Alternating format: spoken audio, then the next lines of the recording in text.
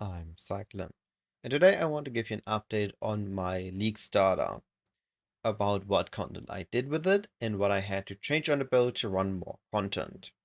So, my League start went excitingly well. I had a very smooth initially push into T16s and initial farming on Altars, Legion, and then a little bit of Delirium farming in T16s for clusters. It felt really great, but the meta kept shifting towards T17s. It was foreseeable. I was hoping I was able to just keep in T16s, but alas, I wasn't. Now, on a Deadeye, T17s are incredibly deadly, and we need a very high investment to actually make the build feel smooth in there. Instead, what I did, to make it a little bit easier on myself, I swapped from a Deadeye into a Warden. Now, those that have followed my daily build updates on my website have seen that I did the Warden swap, but let me explain this a little bit further. A Deadeye Tailwind is incredibly good for speed. Then we have Ricochet for the chains, which is really easy access to change on all our skills, which was great because we are still using several bow skills. Then we had Farshot for easy damage, and we had Endless Munitions for additional projectiles, which meant more damage with Tornado Shot and more coverage. Now on a Warden we don't get that. We can get one of these things with Forbidden Jewels, and I ended up grabbing Farshot as it was the cheapest to get and it was easy damage. However, one has three major upsides. Now, I chose against one of those. I chose not to go Ting just because I had already a lot of nodes on the passive tree that I wanted to keep, so I didn't had enough nodes to pick up the tinctures to have permanent tincture uptime, which would give pen, crit chance, attack speed, and a huge amount of added elemental damage. Instead, I went for the non-tincture setup. So we have Oath of Spring, which is a massive increased damage taken modifier. So we have 2% increased damage taken, but up to 50 times, resulting in a total of 100% increased damage taken, which does diminish the amount of damage we do total with Sniper's Mark, but it's still great source of damage taken. So even with Sniper's Mark and this combined, it's still very powerful. Then we have Oath of Summer, which is reducing the enemy's elemental resistances. Now, we never reduce resistances below 0. We don't have enough sources for that. So we can still use it in combination with the hit inversion mastery on the elemental mastery. It still works together. We sometimes get slightly less results of that on the hit it inverts, but because the chance is just 15, it is still a great damage source. And it is an additional element, so if we are using Elemental Hit of the Spectrum, that is 15% more damage with that skill. Now, lastly, we are using Oath of Winter. Or not lastly, there's also Avatar of the Wilds, but that is just temporary, a lot of damage. We use it when we have uptime on it and not. It's not many details on that, but it's just a free bonus on the tree. It's not a reason we went Warden. But the main reason we went Warden is Oath of Winter.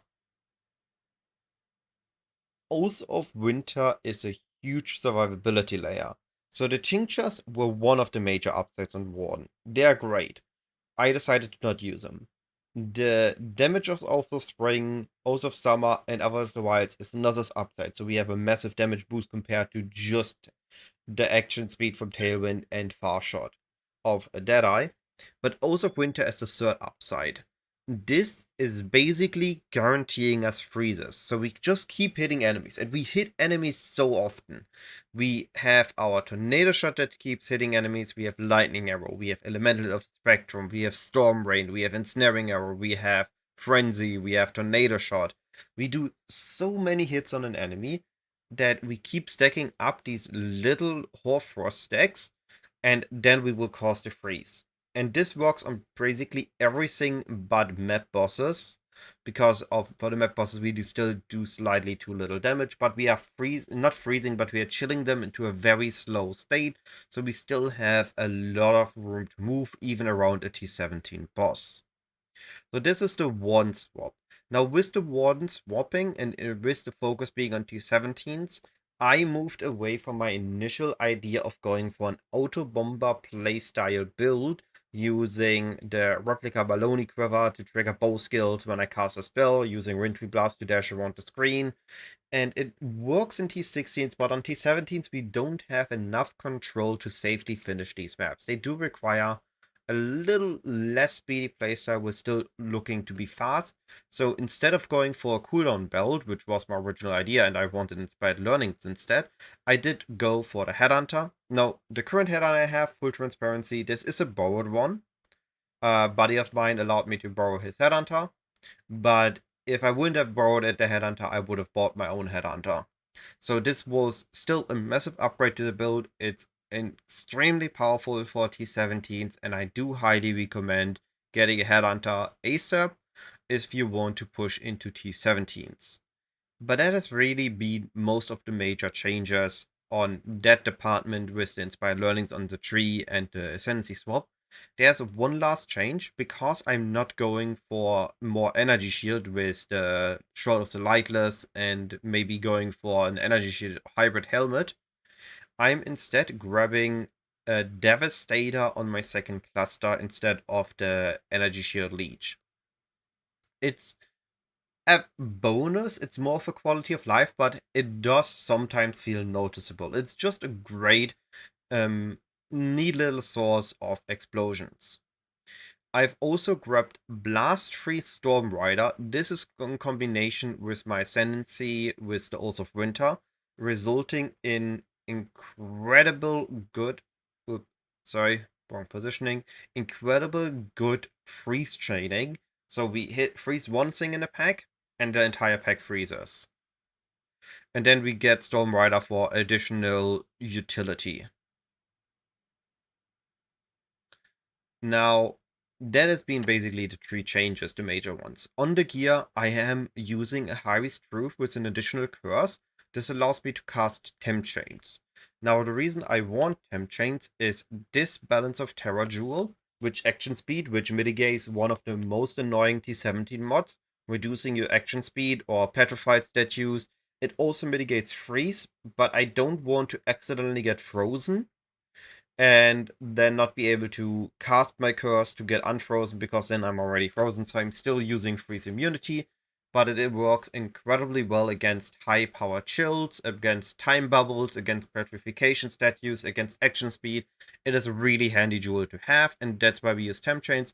And to not just lose out of Temp Chains, I went for the Corrupt additional curse on the High Risk Truth. It is slightly convenient. I also went for the cooldown recovery on top of this as an added bonus. This allows me to trigger my Manaforged setups slightly quicker. And it's just an incredibly powerful helmet. I also did not end up going for the Fledgling, because I've set up my Manaforged and my mana cost in a very specific way. My Tornado Shot costs 14 mana. I need it to cost 3 times as much as all my other skills, so we have reduced the mana cost, but not set the mana cost to 0. So we need 4 mana for Lightning Arrow, which means we need 12 mana for each consume of our main skill, which we have with 14. Then 3 mana for Tornado Shot, 4 mana for Spectrum, 4 mana for Storm Rain, and so on. If I swap my Tornado Shot in here, it needs 10 mana. This is because the gem itself has a higher mana cost, a higher base mana cost than other gems. So the Tornado Shot here is in falling and not in part of the 6th link. It does less damage. I would have liked it there, but otherwise I would have only triggered it every other attack. Actually, every 3 attacks. With 10 mana, I need 30, and I only get it every 3. So it would have significantly reduced the damage of the build. So I'm now using a main setup as 6 link, which uses 3 Manaforged skills: Lightning Arrow, Elemental of the Spectrum, and Storm Rain, plus 2 supports to do damage. So this is basically a triple 4 link. Then I use Ensnaring Arrow and Frenzy still with the Power Charge and crit. And then I have Tornado Shot with a cast on crit. I could have also used Sniper's Mark with Mark on hit support, but Mark on hit support reduces the effect of your Sniper's Mark. So instead I went with a cast on crit and my Tornado Shot, which does proc it often enough on single targets or on big rares where it matters. Now I decided against a Tornado setup because I'm not chaining. I decided against a hydrosphere setup because I'm still using the inversion mastery and I don't have the sockets. I'd rather have these additional links to have better clear. Now, all that being said, this has been the build update. I've been incredible fun with the build.